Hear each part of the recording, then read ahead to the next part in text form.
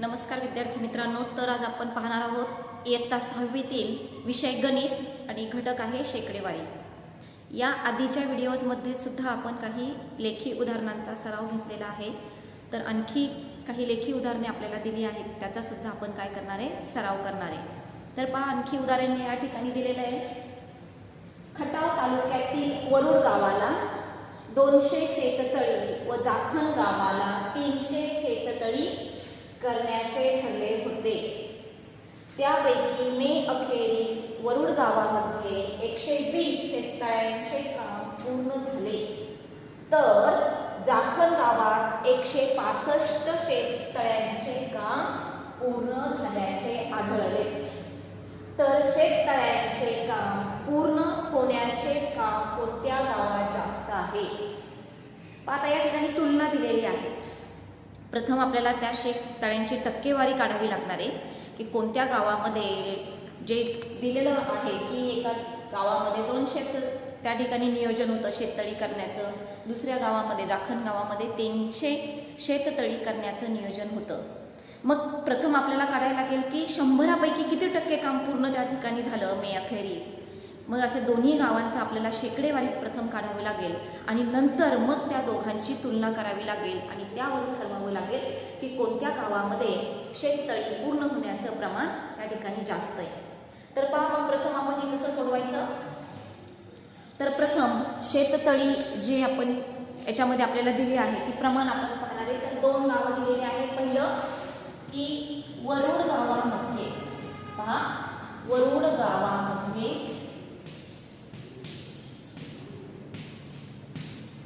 शेततळी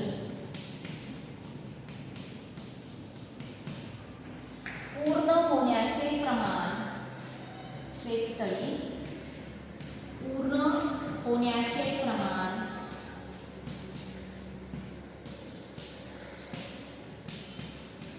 X% आहे असं आपण मानूया। पहा की X% आहे असे मान। म्हणजे आपल्याला किती टक्के झाले, शेततळी माहिती किती झाली, पण किती 100पैकी किती टक्के प्रमाण आहे ते आपल्याला माहित नाही, म्हणून आपण X% आहे असं मानू।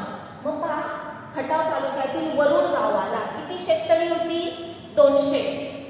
या शेततळी पैकी जे मे अखेरीस आहे तर त्याच्यामध्ये किती झाली? पहा, या ठिकाणी 120 त्या ठिकाणी पूर्ण झाली। म्हणजे आपल्याला 100पैकी किती पूर्ण झाली ते माहिती का? नाही, प्रमाण X आहे, बरोबर। तर एकूण शेततळी तयार करण्याचं नियोजन किती होतं? 200। या 200 पैकी त्या ठिकाणी वरुड गावामध्ये किती पूर्ण झाले? 120, बरोबर। मांडणी करून घेतली आपण या पद्धतीने। आता मग आपल्याला X ची किंमत काढायची, मात्र गुणाकार करू शकता तुम्ही। X गुणिले 200 बरोबर 100 गुणिले 120 आहे। पहा, मग या ठिकाणी 200 गुणिले आहे, पुढच्या बाजूला पक्षांतर झालं तर त्या ठिकाणी भागिले, समीकरण आहे। पण X बरोबर 100 गुणिले 120 भागिले 200। पहा, मग भागाकार करा। या ठिकाणी 0 एकमेकांना गेले, हा शून्याला हा शून्य गेला, बे एक बे, बेस 12 बरोबर 10 गुणिले 6 बरोबर किती उत्तर येणार आहे आपलं? 60। याचा अर्थ वरुड गावामध्ये शेततळी पूर्ण होण्याचं प्रमाण किती आहे? 60% आहे। किती टक्के आहे? 60% आहे।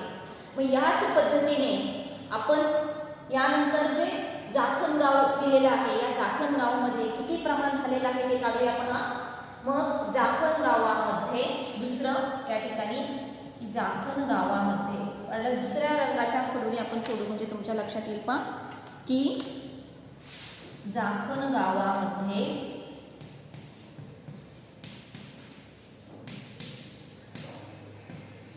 शेततळी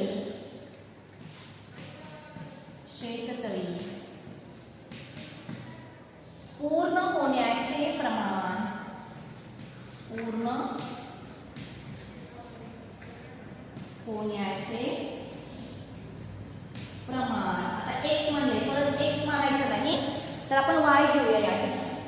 वाय टक्के आहे असे मानू. वाय टक्के आहे असे मानायचे. असे मान. बरोबर. मग 100पैकी वाय टक्के आहे तर किती नियोजित होते? जाखणगावला 300 शेततळी होती. या 300 शेततळ्यांपैकी की जाखण गावामध्ये किती झाली? पूर्ण 165 शेततळ्यांचे काम पूर्ण झाले. याचाच अर्थ 100पैकी वाय शेततळ्यांचं काम पूर्ण झालेलं असून 300 पैकी त्या ठिकाणी किती? 165 शेततळ्यांचं काम पूर्ण झालेलं आहे. मग सोडवा. वाय गुणिले 300 बरोबर एकच गुणाकार पहा 100 गुणिले 165. लक्षात आपल्याला वायची किंमत या ठिकाणी काढायची. समीकरण आहे पहा. वाय बरोबर 100 गुणिले 165 भागिले 300. मग भाग द्या या ठिकाणी. या शून्याला शून्य गेला, या शून्याला हा शून्य गेला. 3 भाग द्या. 3 1 3, 3 2 6, 3 3 9, 3 4 12, 3 5 15. बरोबर. 16 तून 15 वजा होते. 3 5 15. खाली राहिला 1, परत 3 5 15. म्हणजे आपल्याला वाय बरोबर उत्तर मिळालं 55%. आता पहा निरीक्षण केल्यावर तुमच्या लक्षात येत असेल की तुम्हाला x बरोबर 60% आहे आणि y बरोबर 55% आहे. म्हणजे कोणतं प्रमाण जास्त दिसतंय? निश्चित हे 60% हे प्रमाण जास्त आहे. मग हे 60% आपण x कोणत्या गावासाठी मानलंय पहा की वरुड गावामध्ये शेततळी पूर्ण होण्याचं प्रमाण x% आहे. याची जर तुलना केली तर आपल्याला जे शेवटी उत्तर विचारलंय की तर शेततळ्यांचे काम पूर्ण होण्याचं जास्त प्रमाण कोणत्या गावामध्ये आहे? तर निश्चितपणे कोणत्या गावामध्ये आहे? वरुड गावामध्ये आहे. म्हणून तुम्ही त्या ठिकाणी परत या ठिकाणी लिहू शकता की x बरोबर या ठिकाणी वरुड गावामध्ये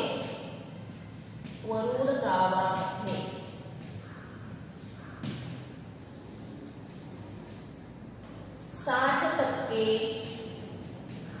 शेततळ्याचे काम पूर्ण झाले. शेततळ्याचे काम पूर्ण झाले तर जाखण गावामध्ये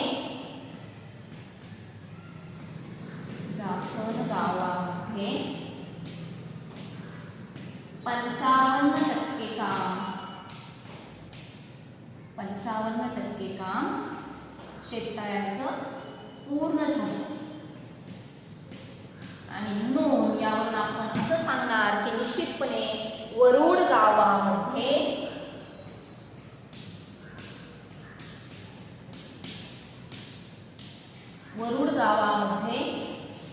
शेततळ्याचे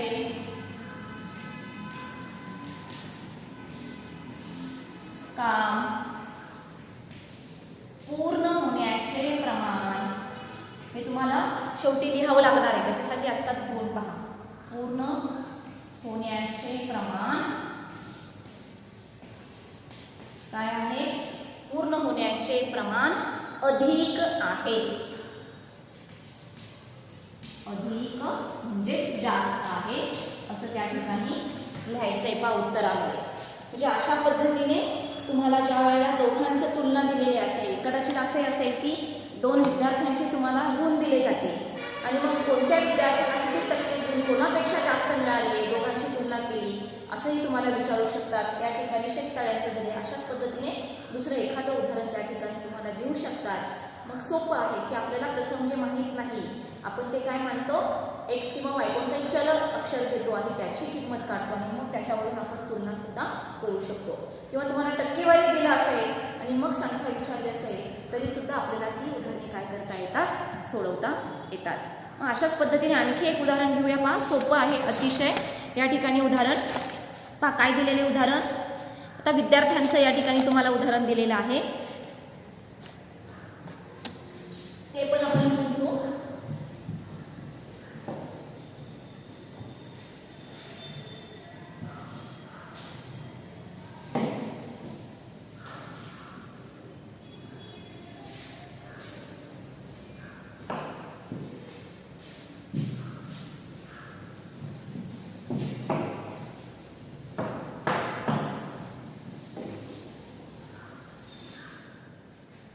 पहा उदाहरण काय आहे. दहीहंडा गावातील शाळेत 500 विद्यार्थी आहेत. गावाचं नाव दिले पहा, दहीहंडा. दहीहंडा गावातील शाळेत, दहीहंडा गावातील शाळेत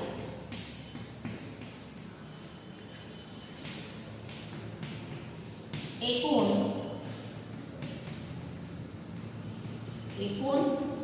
500 विद्यार्थी आहेत. संख्या दिलेली आहे किती पहा, 500 विद्यार्थी आहेत. 500 विद्यार्थी आहेत. त्यापैकी 350 विद्यार्थ्यांना पोहता येते. त्यापैकी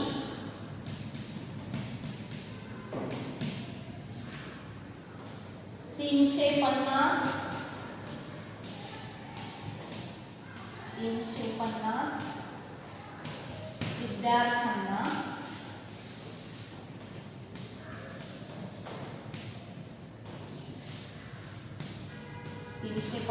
विद्यार्थ्यांना पोहता येते. तर किती टक्के विद्यार्थ्यांना पोहता येते? तर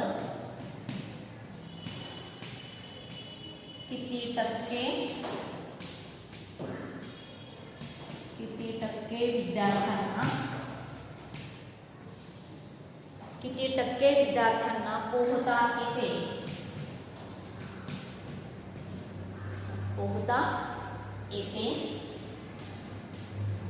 व किती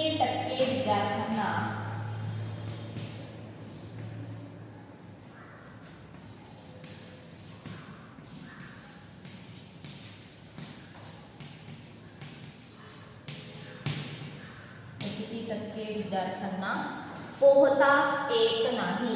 किती टक्के विद्यार्थ्यांना पोहता येत नाही? पाहता, तर उदाहरण दिलेलं आहे ते एकदा वाचूया आपण. दहीहंडा गावातील शाळेत एकूण 500 विद्यार्थी आहेत. त्यापैकी 350 विद्यार्थ्यांना पोहता येते. तर किती टक्के विद्यार्थ्यांना पोहता येते व किती टक्के विद्यार्थ्यांना पोहता येत नाही? म्हणजे किती जणांना पोहता येते आता टक्क्यामध्ये विचारले, म्हणजे 100 पैकी किती. बाकी संख्या त्यांनी दिली की 500 पैकी एवढ्यांना पोहता येते. तर किती टक्के विद्यार्थ्यांना येते, किती टक्के विद्यार्थ्यांना येत नाही?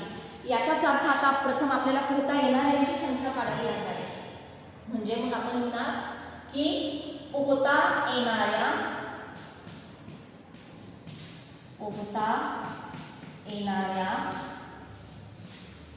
विद्यार्थ्यांची संख्या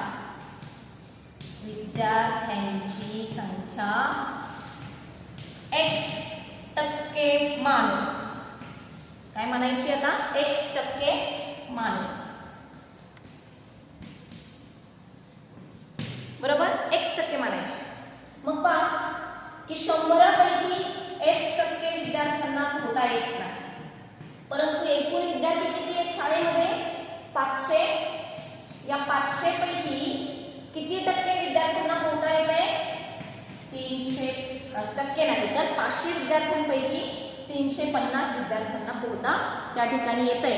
याचाच अर्थ पहा, मग सोडवा. x गुणिले 500 बरोबर 100 गुणिले 350. बरोबर. मग या ठिकाणी समीकरण आहे या ठिकाणी 500 गुणिले आहे, x ची किंमत आपल्याला काढायची. इकडे आल्यानंतर भागिले होतील 500 पा की 100 गुणिले 350 भागिले 500. पहा मग या शून्याला हा शून्य गेला, या शून्याला हा शून्य गेला. 5 1 5, 5 दुने 10, 5 3 15, 5 24, 5 5 25, 5 36, 5 7 35 आणि 0. म्हणजे x बरोबर किती? 70%. x बरोबर किती आहे पहा? 70%. याचाच अर्थ पहा की पोहता येणारे विद्यार्थी, पोहता येणारे विद्यार्थी बरोबर किती आहे? 70% आहे 100. आता आपल्याला फक्त एवढंच नाही विचारलं की फक्त पोहता येणारे विद्यार्थी, आपल्याला काय विचारले की किती टक्के विद्यार्थ्यांना पोहता येत नाही ते सुद्धा आपल्याला काढावं लागणार आहे.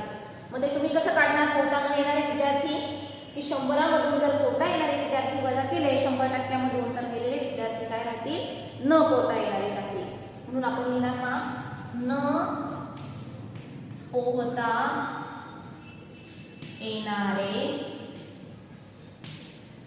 विद्यार्थी बरोबर, न पोहता येणारे विद्यार्थी बरोबर काय करणार आपण? 100% एकूण विद्यार्थी असं समजलं आपण. यापैकी पोहता येणारे किती टक्के? 70%. मग 100 मधून 70 गेले, खाली राहिले 30%. बरोबर. याचाच अर्थ काय की 30% विद्यार्थ्यांना, 30% विद्यार्थ्यांना पोहता येत नाही. 30% विद्यार्थ्यांना पोहता येत नाही. पहा म्हणजे असंही तुम्हाला विचारतात येणारे न येणारे, किंवा कधी कधी तुम्हाला हे विचारणारच नाही येणारे, डायरेक्ट न येणारे पण विचारतील की किती टक्के विद्यार्थ्यांना पोहता येत नाही. त्यावेळेला आपल्याला अशा प्रकारची उदाहरणं जी आहेत ती या पद्धतीने सोडवावी लागतात. म्हणजे प्रथम उदाहरण कसं दिलेलं आहे, काय दिलेलं आहे वाचायचं आहे आणि त्यानुसार मानायचं आहे. मग काय विचारले आपल्याला त्यानुसार x किंवा y तुम्ही मानू शकता. 2 असेल तर चल 2 भिन्न घ्यावी लागतात. एकाच याच्यात होत असेल तर कधी कधी आपल्याला एक चल घेऊनही उदाहरण आपल्याला पूर्ण सोडवता येतं.